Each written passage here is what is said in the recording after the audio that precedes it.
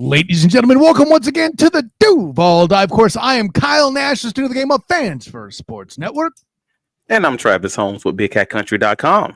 And this action is brought to you on the Believe Network. Make sure you check out all that, by the way. Had our first family show last week. We had Believe in Rams crew on with us. Aaron Cocorelli and Tyler Dragon. That's great stuff. Check that out, Duval Dive YouTube channel. Most importantly, though, we're back here talking to other members of the Duval family, and it's always a great thing. Again, I still don't have the big intro that I talked about last time, but Jordan DeLugo of Generation Jaguar in to join us here. And up front, Jordan, the whole reason I had you here, both you guys had content, right? So it's not just Generation Jaguar, it's also Big Cat Country. I've got bells for all y'all. You both put out pieces of content regarding the CJ Stroud and Trevor Lawrence debate, and in particular on the Generation Jaguar YouTube channel, you had a piece, Jordan, about Trevor Lawrence in particular. Make sure you go check that out after this, though, if you haven't yet. And it's elements of the age-old question, and I say age-old even though it's in the past 2 years, right? It feels like that members of the AFC South fanhood, whether you're a Texan fan and you're dapping CJ Stroud for reasons that aren't completely unreasonable, or you find yourself as a member of the Duval Devout having to defend Trevor Lawrence from, the Emmanuel Ochos of the world. I said what I said, and I've done it before. I'll probably do it again. But it comes right down to it. We wanted to really take the opportunity to get into what we think are the meat and potatoes of this conversation. And Travis, I know that the keen thing to do to really set the table is to compare the first 2 years of these two quarterbacks. I've seen a lot of that. That was part of your discourse that I saw on Twitter. And, set the table and we'll have Jordan respond to that and all that. So go ahead, buddy. Well, I mean, that's the biggest part of this is everyone who is not a Trevor Lawrence fan, who may not be a Jacksonville Jaguar fan, they always want to say, well, why don't you use Trevor Lawrence's rookie season in this comparison if you want to look at, CJ Stroud? And my immediate response is because CJ Stroud was never surrounded around a receiver core featuring, Laviska Shenault and DJ Chark. And he wasn't surrounded around a historically bad head coach. Like, that's just obviously not a realistic situation. So if we're looking at this, like, all right, let's have a real conversation, a real comparison to these guys. And let's talk about when they both got into even reasonably standard situations, reasonably adequate average situation. So with saying all that, I'm going to say, let's look at 2022 and 2023 Trevor Lawrence versus CJ Stroud. I feel like that's a reasonable comparison. Hopefully you guys agree. So in having that conversation, then, hey, let's look at the numbers. CJ Stroud played in 15 games in his 2023 season. Trevor Lawrence played in all 17. So, I mean, availability is the best ability, of course, but nevertheless, they both won a Pro Bowl in those seasons. Trevor Lawrence, if you look at the stats, I mean, he obviously had more completions. He had more attempts. CJ Stroud ended up having more, incompletions in that. Less incompletions, which is a better thing for him. But overall, the stats that matter: completion percentage. Trevor Lawrence edged out CJ Stroud. He, edged him out in passing TDs, while CJ ended up having a better, situation as far as his interceptions, yards per attempt. That's a big one for a lot of quarterback fans. And Trevor Lawrence basically dominated in all the rushing categories. But overall, we're talking two very similar quarterbacks. 259 yards per game to 285 yards per game, nearly similar touchdowns when you account for the games missed, and about the same as far as touchdowns per game. Overall, that's kind of where I'm leaning when I look at this thing, looking at the 2022 versus 2023 Trevor Lawrence versus CJ Stroud discourse. But I kind of wanted to know, hey, what is going, if we're going to look at these guys, let's start at the coaches. Let's start at the head coach. Let's figure this out. Which one of these quarterbacks would you argue had the better situation? Like, came in through that season, the 2022 season, Doug Peterson, or are we talking, CJ Stroud being led by Bobby Slowick, who was a first-year head coach, but also coming from that Kyle Shanahan tree, and seemingly good head coach, as far as that piece is concerned on the defensive side of the ball. What do you say, Jordan? Where are you there? Yeah, I think it's a really interesting conversation. I also think it's like incredibly early in both of their careers to really be trying to figure this whole thing out. But I think that they have both had some tremendous highs. CJ Stroud through 2 years, Trevor Lawrence through his first 4 years in the league. 4. Um, Yeah. Obviously, as you mentioned, year one not so good for Trevor, but certainly I think entering Trevor Lawrence's second year and CJ Stroud's rookie year, Mhm. you could make the argument that because Doug Peterson was a well-respected offensive coach and a well-respected head coach, Yeah. and he was calling plays, and he had Jim Bob Cooter on the offense, and the Jaguars' offensive line, I think, was in a decent place at the time. Decent. They were in a decent overall spot. You had obviously not the best receiving core, not the best receiving core in the world, but you had a group that you could win with. When you look at the Texans in 2023, again, their offensive line didn't implode until 2024. Their offensive line was pretty good in 2023. Their coaching situation was seemingly pretty good in 2023 on the offensive side of the ball with Bobby Slowick. And they had a head coach who I think was a much stronger leader than the Jaguars head coach in Doug Peterson. I think that's fair to say. Defense was certainly in a much better spot. And CJ Stroud has had the benefit throughout his career of having a true wide receiver one, which Trevor Lawrence now does, right? Yeah. But, Brian Thomas Jr. in his rookie year wasn't quite ready to be as impactful in the most important moments as Nico Collins is now that he's like a veteran, right? So I think it's fair to criticize some of the aspects of the roster, the team, the coaching staff in both situations. I really do. Okay. And I think the part that gets left out a lot of this is two players that were either thought of as secondary players or afterthoughts in other places who were gone, washed, whatever. Maybe not washed. Maybe washed is too strong, depending on who you ask. But Evan Ingram and Christian Kirk both having career years during these time spans is something that gets lost so often in the shuffle that I mean, this element, and if you want to put it all on Jim Bob, I guess that's okay. I don't know, but the fact that's that an element. I don't think that is the reason the Jaguars passing offense regressed from a concept and schematic standpoint, but he was their pass game coordinator in 2022 when the Doug Peterson offense looked the best in Jacksonville. Yeah. He was not there after 2022. Right. Things regressed. You also had Press Taylor calling more plays.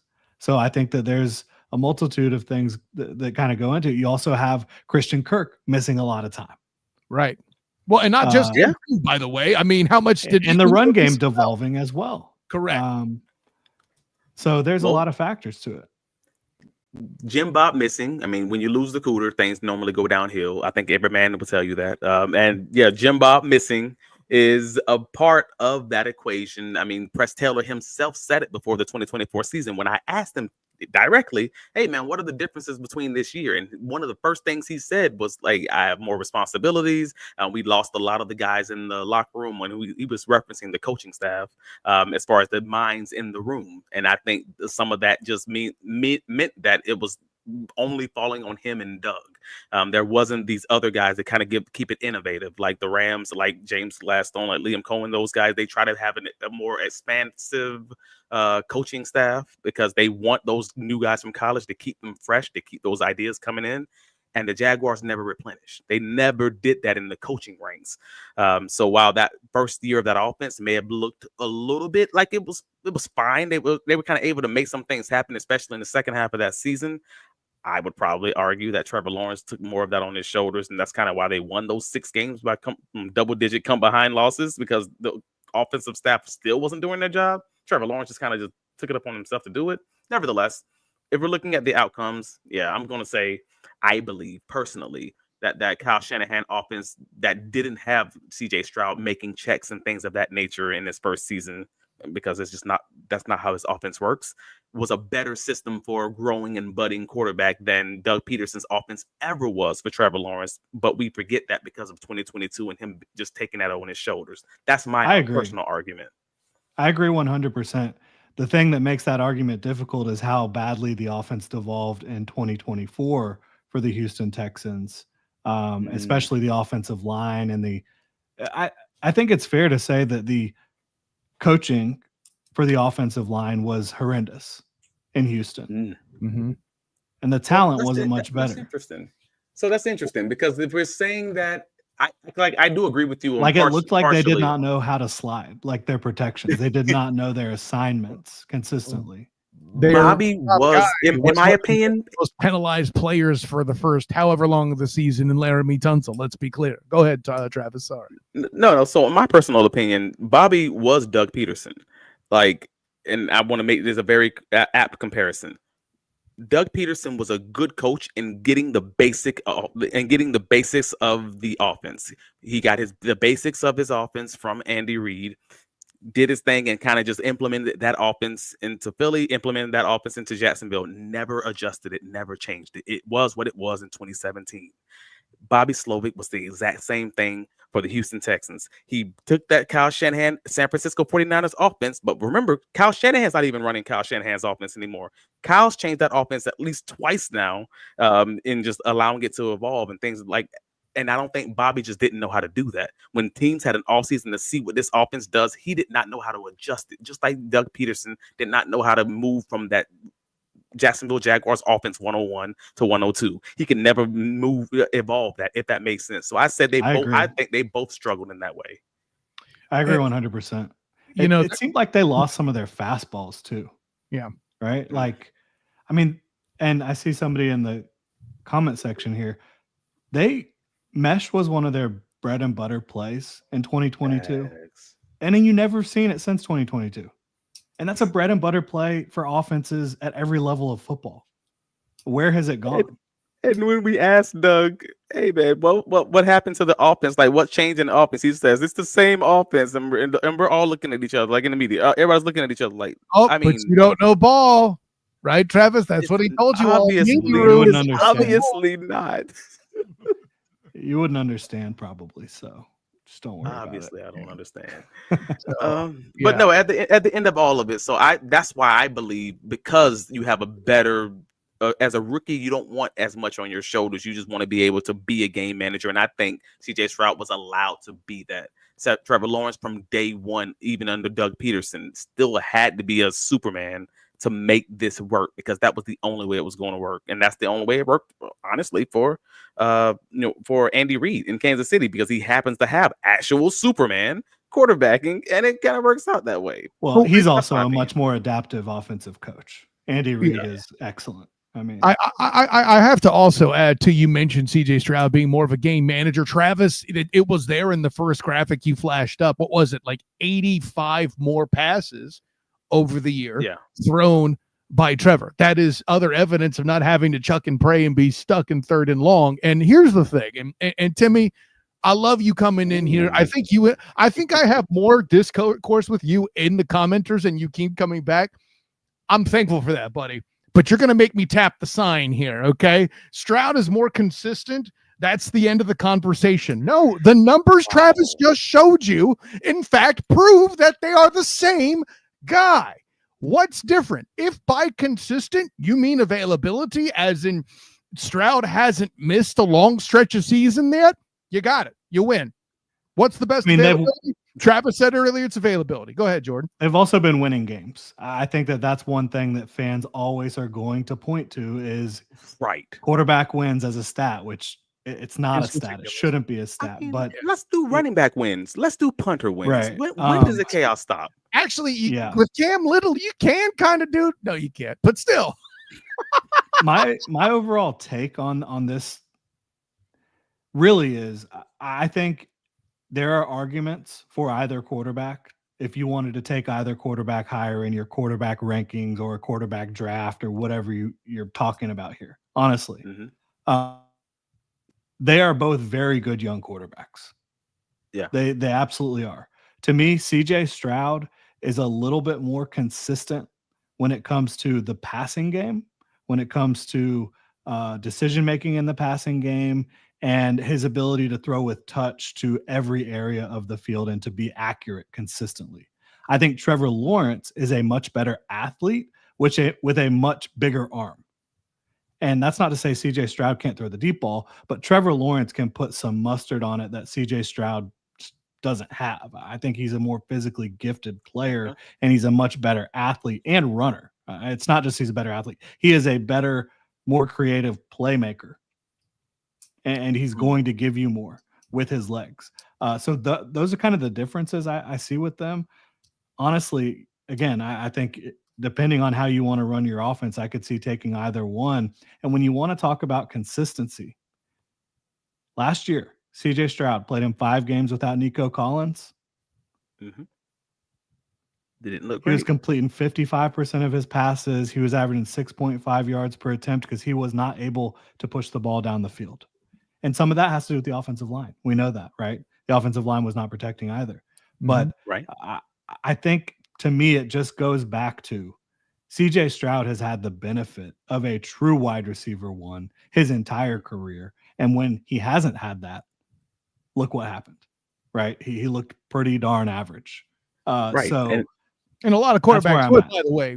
This isn't you dunking on CJ because I think they're both great young quarterbacks. Right. Yeah, I want to make that clear too. Just like I joked with Tyler Dragon last week. Obviously, you're a Trevor hater. No, it's even as a card-carrying member of the Duval Devout, I want to be clear. This is analysis, man. I don't think anybody on this panel is going to say that CJ Stroud is a bad quarterback.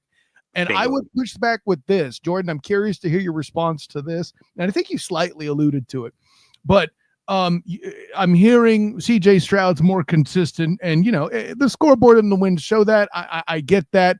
I hate wins as a QB stat too. I get it, but I would make the argument that there's a lot more tumultuousness around Trevor and the organization. For one, the GM isn't Trent Baalke, and two, we talk about, Nico missing, Tank Dell missing. That's a big deal. Texans fans, I'm not taking that away from you. But at one point, and I think it was the Packers game, gentlemen, correct me if I'm wrong. What was it? It was you have 2 tight ends, Parker Washington and Jones at wide receiver because everybody else is hurt. Right. That's it. And to be fair, I was saying I think CJ is a more consistent thrower from an accuracy standpoint of the football, right? Yes. I'm not saying he's a more consistent quarterback necessarily, because Trevor's ability on the move, I think, is a leg up for him against CJ. And that's not to say CJ can't make plays on the move. He can. But Trevor's a better athlete that makes more plays with his legs, and that does help you win football games. I think I agree. I think I'm actually in general agreement there overall. But also, I would have loved to see Lawrence in that Bobby Slovic offense, just like that, maybe not the 2024 Bobby Slovic offense, but just that first season under that he coached CJ Stroud, just to give him that base. I would have loved to see something like that for Trevor, because I think it would have been beneficial for him just to have that type of coaching. Again, Doug was a kind of coach where he's basically saying, I'm going to run this offense. You need to run this offense. This offense may not be created for you, but I need you to run my offense. Whereas it seems more like Slovic kind of has that same situation, but at least he's going to more lean on the run game and give you those layups, we'll say, those holes right in the middle of the field. Doug Peterson's offense kind of avoided the middle of the field just in general. So like those things, when you say like, hey, Trevor Lawrence might have more athleticism, whereas CJ Stroud has the better ability to throw at different levels of the field, I do generally agree with you, while also saying Doug Peterson's offense never really asked Trevor Lawrence to consistently do that. So I'm just like, well, dang it. I mean, I would love to see him consistently call plays where that actually happens, and if he fails at it, then so be it. But they only do it when he's down freaking 10 points. So where do I kind of go from there? That, and which I'd be curious the stat. I wish I had thought to look it up. Who faces more 3rd and long?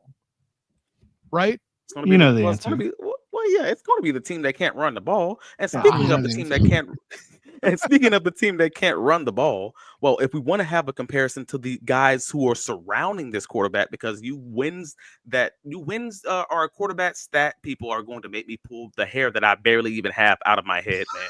Because at the end of all of it, the Texans, like the only time the Jacksonville Jaguars in both the 2023 or the 2024 seasons were a better situation than the Houston Texans, was in the rushing yards in 2022. The Jacksonville Jaguars were 14th in the league in rushing, whereas the Texans in 2023 were 22nd.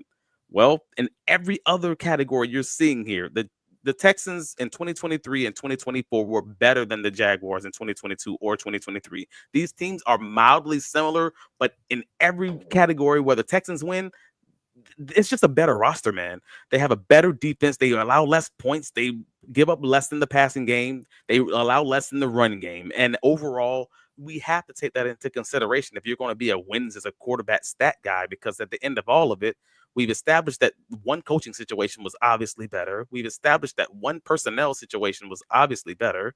And now we're establishing that the run game supporting that quarterback, that younger quarterback, is obviously better for one team. So what are we doing here when we're saying one guy is the coming of the next football Jesus, and the other guy's a bum because of some generational moniker that was given to him by the media, who y'all also claim don't know ball?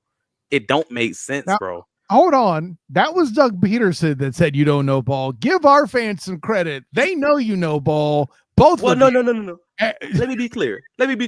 Trevor Lawrence takes a lot of heat in the media. Like outside of the play on the field, he takes a lot of heat from the media simply, and from fans nationally, simply because he was given that moniker of being the generational coming into the league. However, that man did not name himself. Let's be very clear about this. If I'm a single dude and I'm out here dating these women, and one of them are told that, hey man, you are God's gift to women in the bedroom, and then I get in there and I disappoint. No, ma'am. No. You do not judge me based on what the streets are saying. You judge me based on everybody else. Just give me an adequate comparison to regular folks out here. And that's kind of what's happening. We're all comparing this guy to John Elway before he ever took a step on the field. And now because he's not that guy and not placed into that situation, he's coming up short. Well, freaking of course. He's being compared to Andrew Luck and somehow walking into a worse situation than he did. Not that I hate your John Elway comparison, but I think Luck is more apt. One might say Andrew had a bit more luck on his side. But what I will tell you is that same year, they also brought in an excellent offensive lineman. So it wasn't the same year. I'm sorry. It was the year after. Yeah. And then they brought in his tight end from school too, Corey Fleener, yeah. Whatever.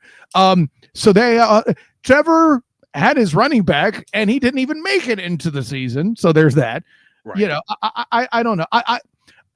Because and we'll get back on track. Oh, go ahead, Travis. You've got some. Well, no, I wanted to ask Jordan the question of, like, we do talk about, because you earlier you mentioned, Nico's injury. You mentioned Tank Dell's injury previously, but we rarely ever talk about the fact that receiver core, Tank Dell, Nico Collins, is obviously better than anything Jacksonville Jaguars had prior to Brian Thomas Jr. I don't think that's a hot take of anything like out here, but we never really talk about the fact that, all right, cool. So CJ lost those guys and he struggled.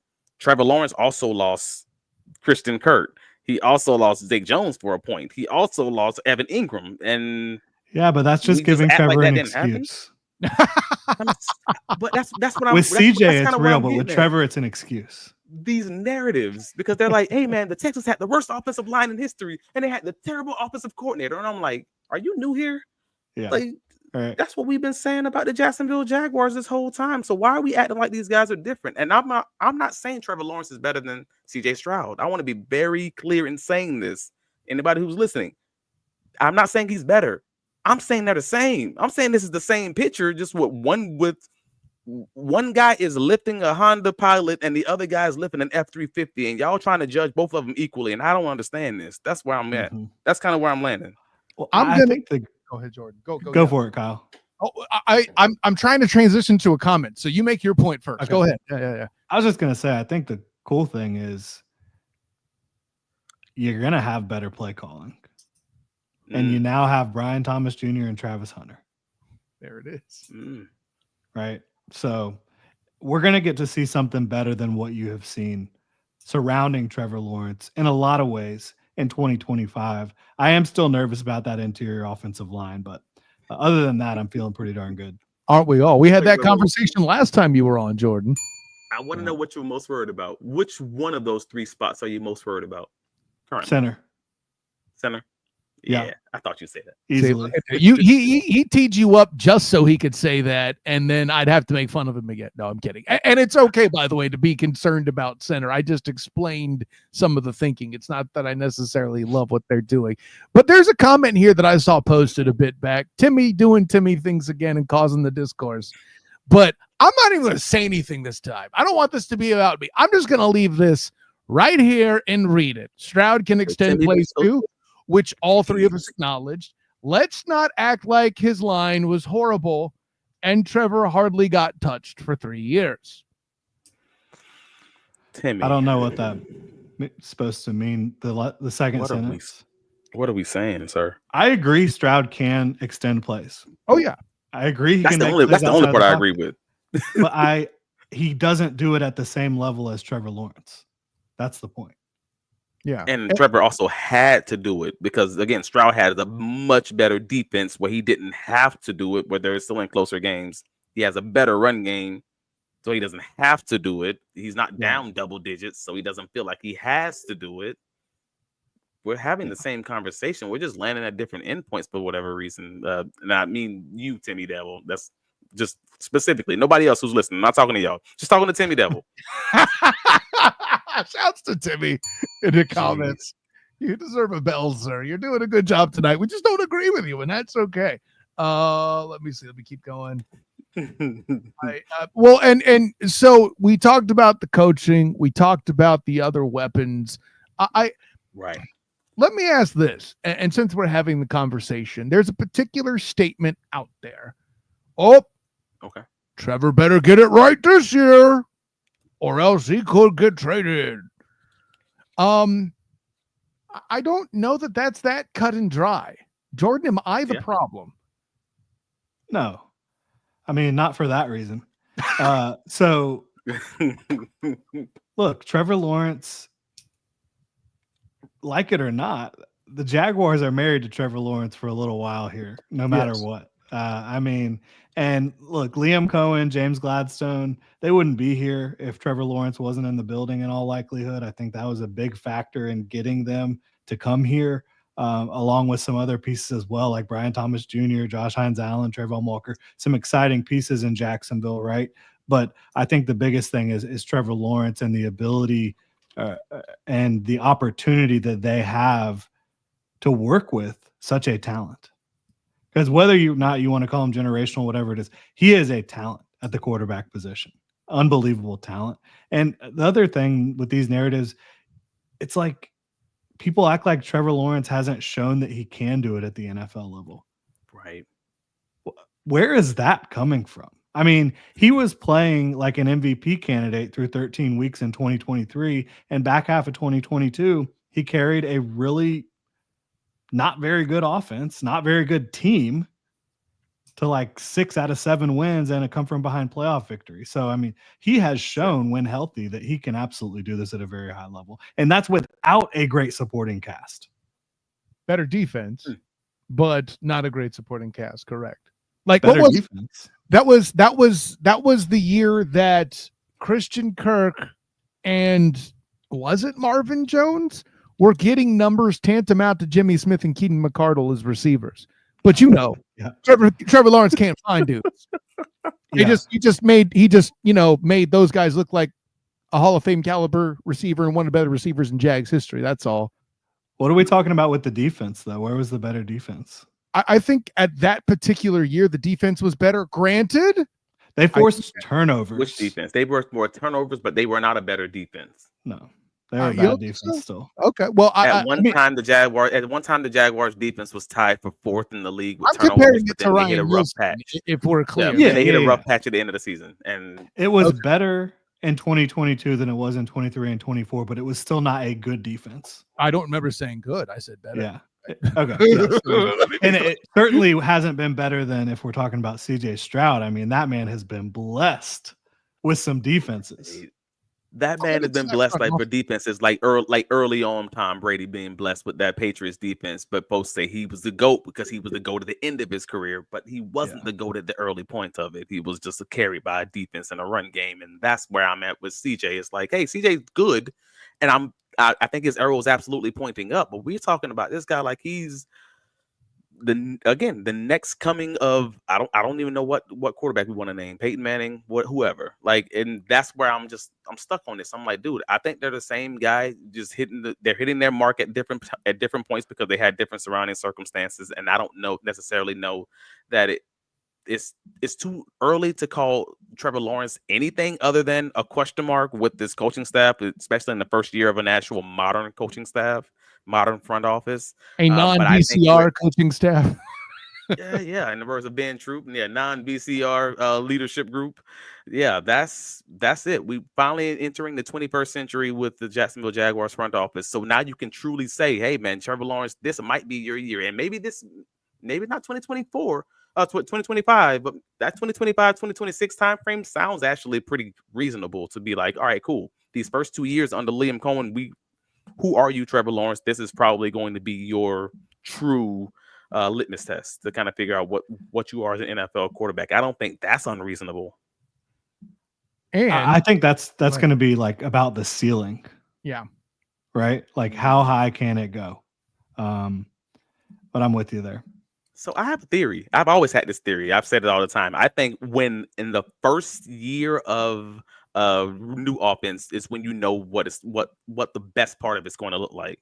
Because most of the time a player hits his best years in an offense when you either have your first season or you change offensive coordinators. Like in the middle of your tenure with the other coach. Like if they change offense, it's basically that next offensive staff's first year. So that's always my theory is, hey, I think Trevor Lawrence you're going to see it immediately or you won't see it at all under Liam Cohen. That's my personal opinion is like, hey, you're on a Cats team slipping and it's going to be like, oh, this is an explosion that just went off or nothing. Let me challenge that, Travis. You're the one that's coming out here swinging, saying that the schedule's so tough. Do you think that might be problematic to your theory? No different than 2022 was being problematic. Like it's going to challenge them in a lot of ways to get some stuff right early on. And if they, let's say, surprise just 1 to 2 teams in that first 8 games, I feel solid about what the end of that schedule is going to look like because I think you'll be off to the races running. You will have your T's crossed and your I's dotted at that point, and you might go into that postseason, like legitimately going to that wild card round, being the team that nobody wants to face because you figured it out early. Health willing. I do have something I want to say to Timmy. I see another comment here. He's had 17 games straight with a low touchdown rate. Mm-hmm. He's referencing the end of 2022 into 2023, right? Yep. Okay. Over the 17 games plus the playoff game,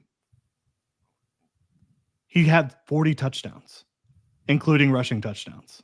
40? Jesus. He scored 7 rushing touchdowns during that time period. Got him. So, by the way, I don't know what we're talking about here. Tim, you got to research that one a little bit. I think it's the red zone percentage in particular he's referencing, which also the 7 TD runs kind of slams that too. Timmy now says can't combine the years. He combined the years talking about the 17 straight games. You started the conversation on combining the years. You can't get mad because you got slapped. You got slapped publicly. Oh man, it's all good. No, hey, Timmy, we love having you, but brother, when you slide into when you make one when we meet you at your comparison, then you can't tell us it doesn't work like that. It's like saying it's a bad red zone offense and then saying, but the plays were there. Doug was right all along. We were just trying to man. I think about red zone offenses. I think about Jaguars and Texans in 2024. First game of the year against the 2 teams in Houston. Trevor not having his best game, but Jags are in it. Fourth quarter, they're up in the fourth quarter. They have opportunity to kick a field goal, which they probably should have done, close to the goal line. And if they're not going to kick a field goal, there's a million different plays you can run, I think, from the 1 yard line. I don't think a quarterback draw from the gun is one of those plays you want to run, Mr. Doug Peterson. Especially behind, it was still Luke Fortner back then, if I remember correctly, and a vengeance-sinking Faloransu Fatukasi at the time as well. man. All these little things that good coaches would think about.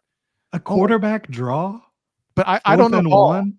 We don't know ball, Travis. We don't know ball, Jordan. Didn't you hear? At the goal line? I mean, Tell I us. have to believe that was I even though I'm past the point of no return and actually believing a coaching staff who has been fired and is no longer here for all the obvious reasons, I have to believe that was just a quarterback audible, right? That was just a play that he made in his That's own not head. what they said. I mean, they had been know. candid saying when Trevor Lawrence would ad-lib, right? Because they don't want it to be on them whenever. Yeah. Like the playoff game. They the Chargers said game, that was him the ad-libbing. call, right?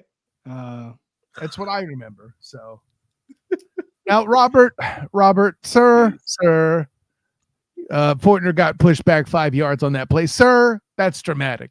It was 3. Anyways, so So yeah, we've I think established that the was Jaguars actually, running game. unfortunately, Mitch Morse, poor guy. That was Mitch Morse.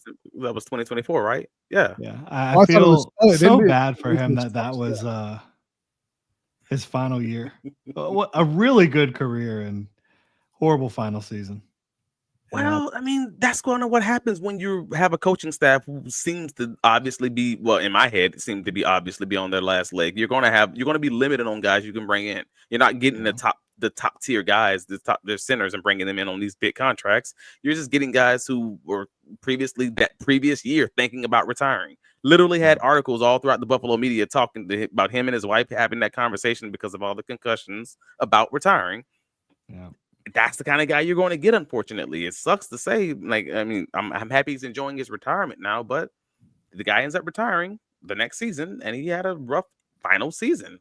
It sucks, but you put yourself in that situation, Mr. Shad Khan. You put yourself in that situation, Doug Peterson, by not, tearing that Band-Aid off sooner. So, kind of is what it is. I'm not here to, throw dirt over the dead because they're not dead. They're just, fired. But it is what it is, bro.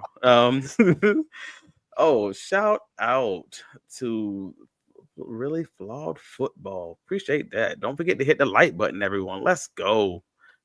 Love it. So yeah, obviously. Well, and let me give you guys the opportunity to kind of to put a bow on it here too. And Travis alluded to it earlier. I've said it before on this show, but I'll just straight up let it out of the bag. What I'm hearing happen and what the stats say is that CJ Stroud and Trevor are the same. So for all the stuff I had to sit through with people trying to tell me that Danny Dimes is the same as Trevor Lawrence, does that mean that Danny Dimes is the same as CJ Stroud? Is that what we're doing? Is that where we are? No. But I do. They only do that because they can throw those Trevor Lawrence rookie season into the equation. But I do believe that they are generally similar players. Not the same player, that's a little too much, but they are similar players. All right. And he's saying CJ and Trevor. Correct. Okay.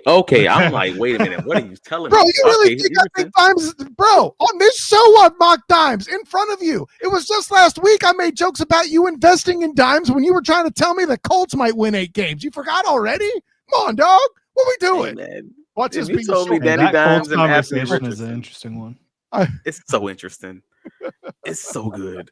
But no, I mean, yeah, if you telling me Danny Dimes, Anthony Richardson, Will Levis, and all those guys are in the same conversation, I'd see that all day. But the Danny Dimes, that's obviously not the same. I just wanted to see these guys have true comparison without trying so hard. Like, I'm trying my best not to kind of view this in the rose-colored, the teal-colored glasses or anything like that. But I'm just trying to say, hey, man, I am not a fan of the Houston Texans. And I would like to see Trevor Lawrence play at this, this top tier level, but I know he's not there right now. So I'm just trying to say, I want to see these guys in their best.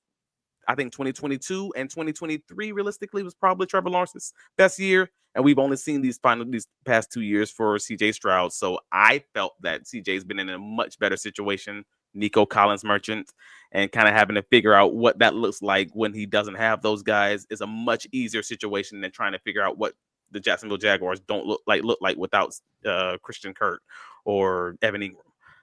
aside from Timmy Devil trying to sell the guy who's a Niner fan and has JJ Watt behind him on his wall here, if you're listening to the pod, check it on the YouTube channel. You can see I'm pointing at it.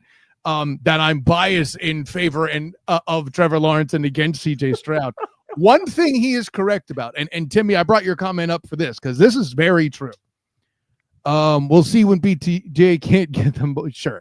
Better deliver now because you have Hunter fans watching you. That is legitimate.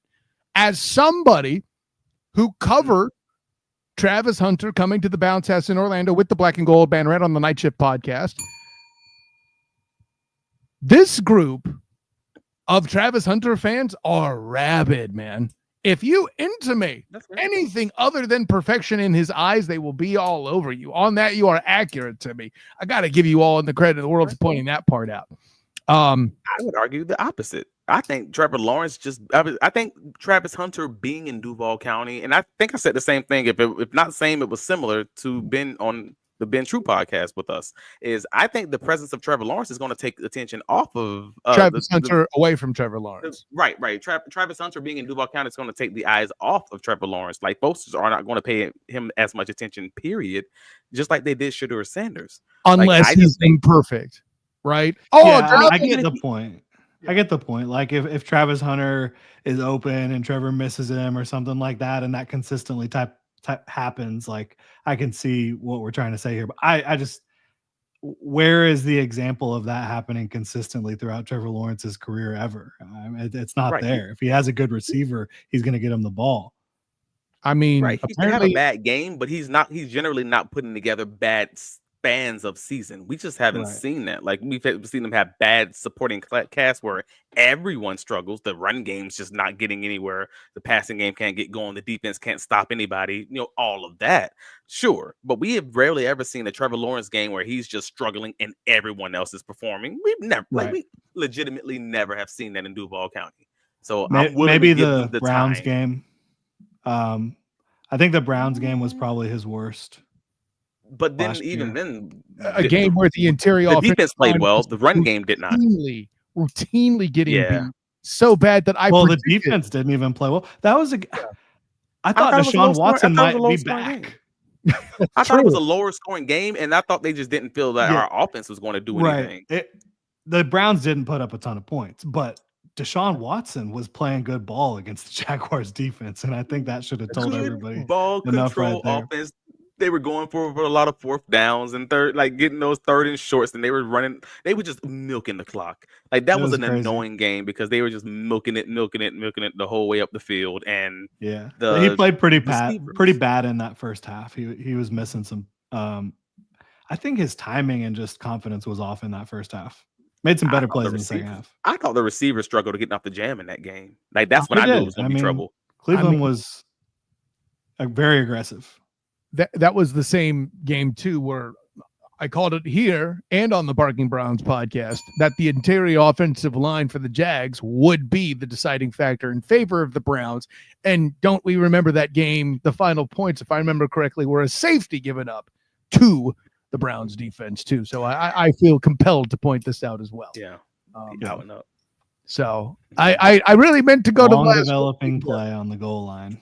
It's always, but we don't know. Great coaching, that top tier coaching. That's what we're talking about, baby. Who else is going to call an out and up on the 5-yard line? Like, come on, man. That's obviously what you want in life.